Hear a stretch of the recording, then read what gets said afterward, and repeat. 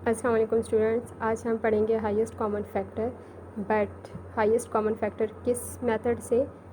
Prime factorisation से। ठीक है, अब देखें हाईएस्ट कॉमन फैक्टर क्या होता है कि आप इसको HCF से भी डिनोट कर सकते हैं कि हाईएस्ट कॉमन फैक्टर क्या होता है।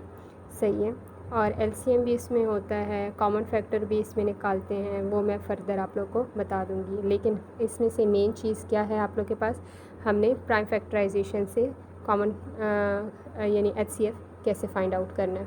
ठीक है, अब ज़रा देखें, ये आपको एग्जाम्पल से पता चलेगा कैसे। आप लोगों को क्वेश्चन दिया है कि 70, 98 एंड 154 में आप लोगों ने क्या निकालना है? HCF निकालना है।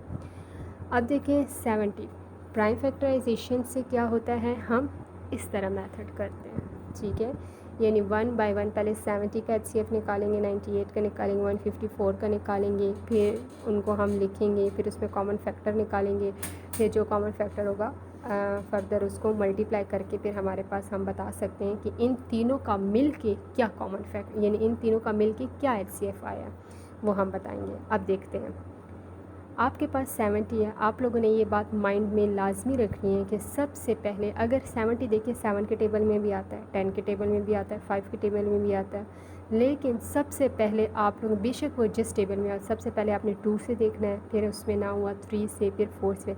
डायरेक्ट आपने बड़ी वैल्यूज़ पे यानी बड़े टेबल पे नहीं जाना, वरना आप लोग का क्वेश्चन क्रॉस हो जाएगा, आप लोग का क्वेश्चन रॉन्ग हो जाता है। ठीक है, अब ज़रा देखें 70 हमने देखा कि 2 के टेबल में आता है, फिर 2 के टेबल में 70 कितनी दफ़ा आता है? 35।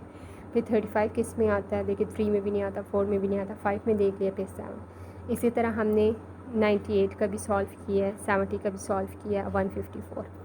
अब 154 कैसे? हमने देखा कि 2 के टेबल में भी है। अब 2 के टेबल में देखें आप कैसे, इतनी बड़ी वैल्यू का कैसे पता चलेगा कि ये आपके पास 2 के टेबल में आता भी है या नहीं आता। ठीक है, अब 2 के टेबल में 15 आता है? नो। 14 आता है? यस। तो 2 के टेबल में 14 कितनी दफ़ा आता है? 7 टाइम। ठीक है, आपने एक 7 लिख लिया। अब यहाँ से 15 में से 1 यानी 15 में से 14 को माइनस कर देंगे तो पीछे क्या रह जाता है? 1। वो 1 हमने 4 के साथ लिख लिया। ठीक है, तो 1 जब हमने 4 के साथ लिखा तो क्या बन गया है? 14 बन गया। तो 2 के टेबल में 14 कितनी दफ़ा आता है? 7 टाइम। तो हमने एक दूसरा 7 डाल दिया। ठीक है, अब हमने देखना है कि 77 किसके टेबल में आता है? 7 के टेबल में। अब हमें कैसे पता चलेगा इतनी बड़ी वैल्यू 77 आती भी है या नहीं आती? हमने कहा कि 7 के टेबल में 7 आता है 1 टाइम, फिर 7 के टेबल में 7 आता है 1 टाइम। एक बात याद रखना, आप लोगों को ये कैसे पता चलेगा कि ये अब किस टेबल में आएगा, क्योंकि बड़ी बड़ी वैल्यूज़ हैं।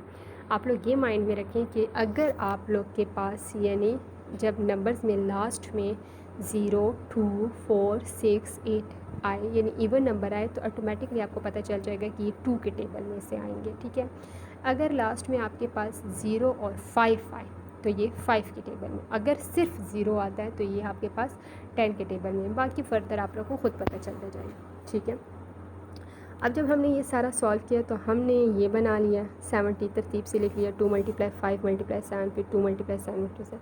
अब कॉमन फैक्टर वो होगा जो तीनों में होगा, क्योंकि 3 नंबर्स है ना, तो हमने तीनों में एक क्या आता है कॉमन? 2, और दूसरा क्या कॉमन आता है?